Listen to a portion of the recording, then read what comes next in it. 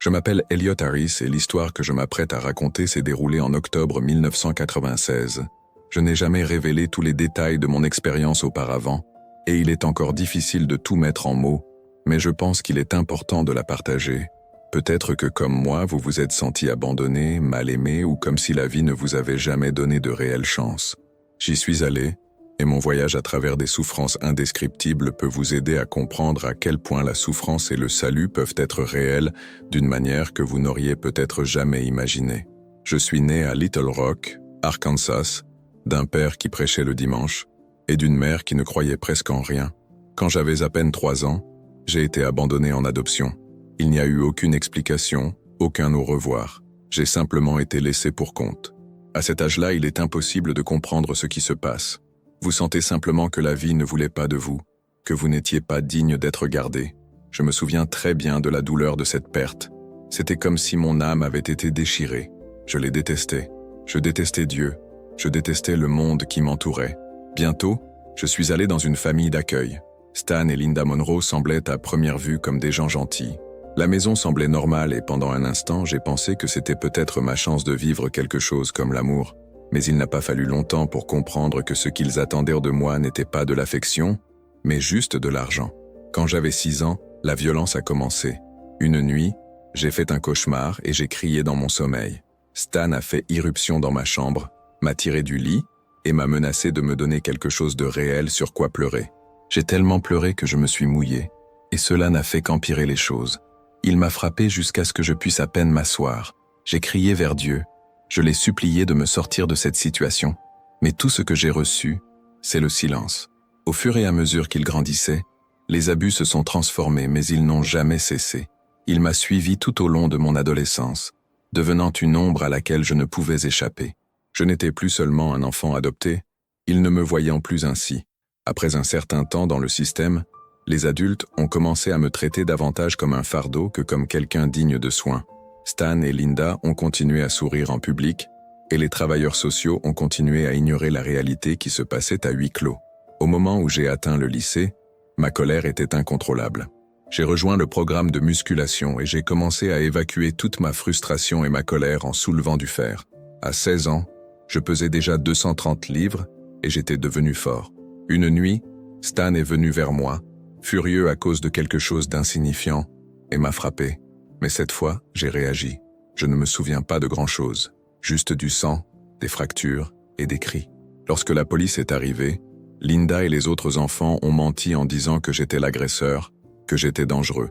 Personne ne m'a cru quand j'ai essayé d'expliquer que je ne faisais que me défendre. J'ai fini dans un centre de détention pour mineurs pendant 6 mois. À ma libération, j'ai appris que les Monroe m'avaient abandonné pour de bon. J'étais de retour dans le système, plus en colère et plus perdu qu'avant. Mon assistante sociale, mademoiselle Camille, vous avez été une des rares personnes à me traiter avec une certaine dignité. Elle m'a informé que les Monroe ne voulaient pas que je revienne.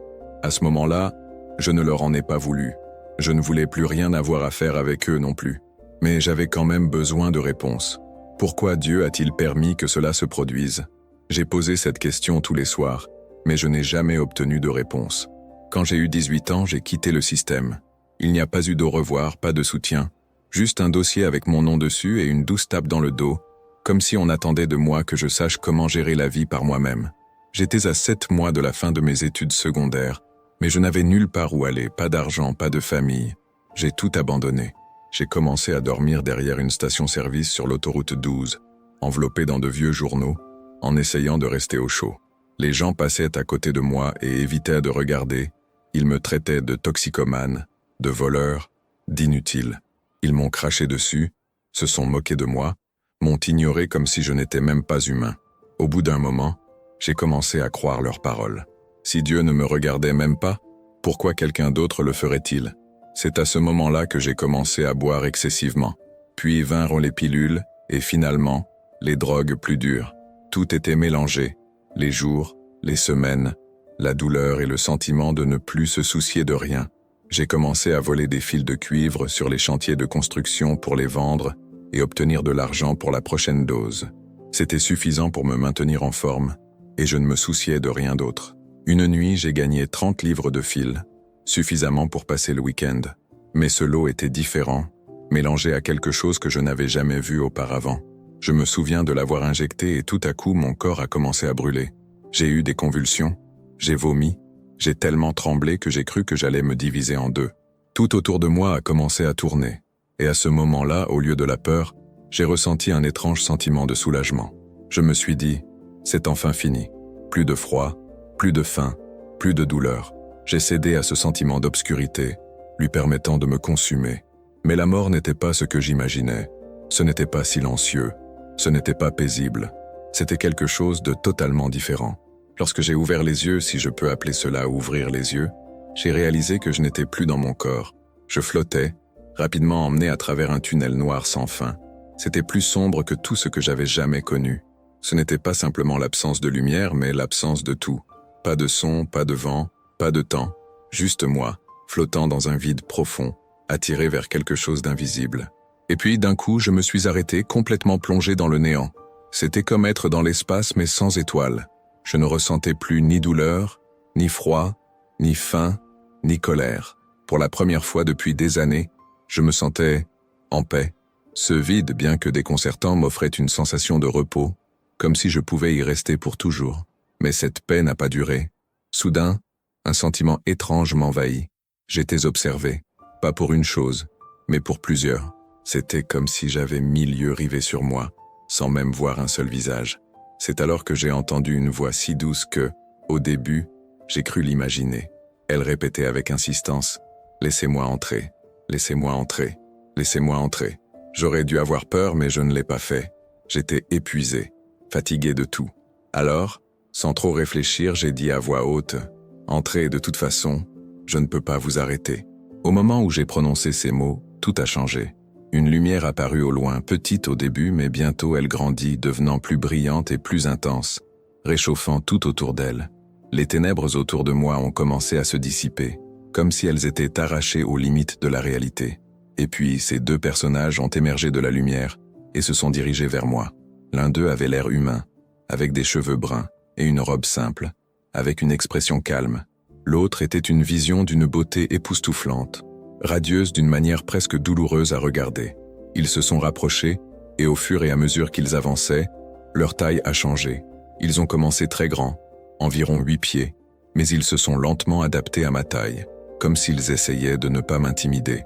Le personnage de gauche avait un visage serein, le genre de visage que l'on verrait sur les portraits de Jésus dans les églises.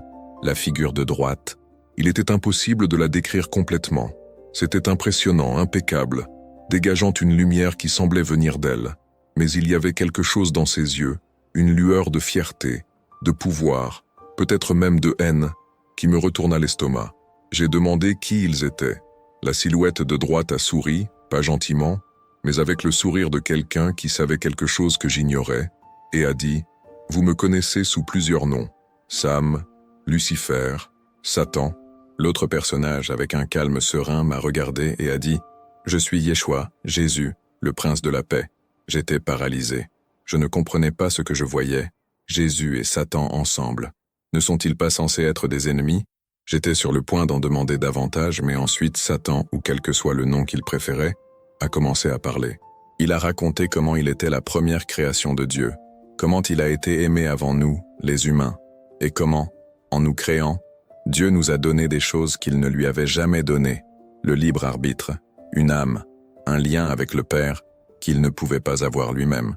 Il nous détestait pour ça. Il ne voulait pas du trône de Dieu, disait-il. Il voulait juste que Dieu fasse attention à lui. Jésus s'avança. Sa voix, calme et ferme, répondit « Mon frère et moi avons été créés par le Père. Nous le servons de différentes manières. Vous ne comprendrez peut-être pas maintenant, mais vous comprendrez. » J'avais envie de crier. Tout ça n'avait aucun sens. Jésus et Satan, frère, servir le même Père. Avant que je puisse en demander davantage, Jésus m'a regardé et a souri. « Elliot, dit-il, tu as déjà purgé ta peine. Tu as passé 70 000 ans en enfer. Je suis venu te ramener à la maison. » Je ne pouvais pas croire ce que j'entendais. 70 000 ans, je n'étais mort que depuis quelques minutes tout au plus. Jésus a semblé remarquer la confusion sur mon visage et m'a gentiment expliqué « Le temps ne fonctionne pas ici comme il le fait sur terre. Ce qui vous semblait être des moments étaient des vies où vous étiez. » Mon cœur se serra. Je ne me souvenais pas de cet enfer. Je ne me souvenais pas du feu, des cris, des chaînes, de tout ce dont les gens parlent habituellement. Mais quelque chose en moi savait qu'il ne mentait pas. J'y étais allé, mais j'ai bloqué ses souvenirs. J'ai regardé Satan. Il souriait, comme s'il savait quelque chose que je ne comprenais pas encore. Puis il se pencha vers moi, et d'une voix sifflante me dit « Au rythme où tu vas, Elliot, je te reverrai, et ce ne sera pas long. » Il se redressa, et, en un clin d'œil, il disparut dans l'obscurité. Soudain, il n'y avait plus que Jésus, moi et mes pensées. Jésus posa sa main sur mon épaule et une immense chaleur se répandit dans tout mon corps. Ce n'était pas seulement de la chaleur physique, mais de l'amour. L'amour véritable. Le genre d'amour que j'ai passé toute ma vie à chercher, mais que je n'ai jamais trouvé. Il m'a regardé et m'a dit « Tu as encore à faire. Ce n'est pas ton heure d'être ici. » Je ne voulais pas y retourner. Je ne voulais pas retourner dans la rue, dans la douleur, dans la solitude. Mais ensuite, il m'a montré des morceaux de mon avenir, des éclairs d'espoir, de changement, de personnes que je ne connaissais pas encore, mais qui avaient besoin de moi.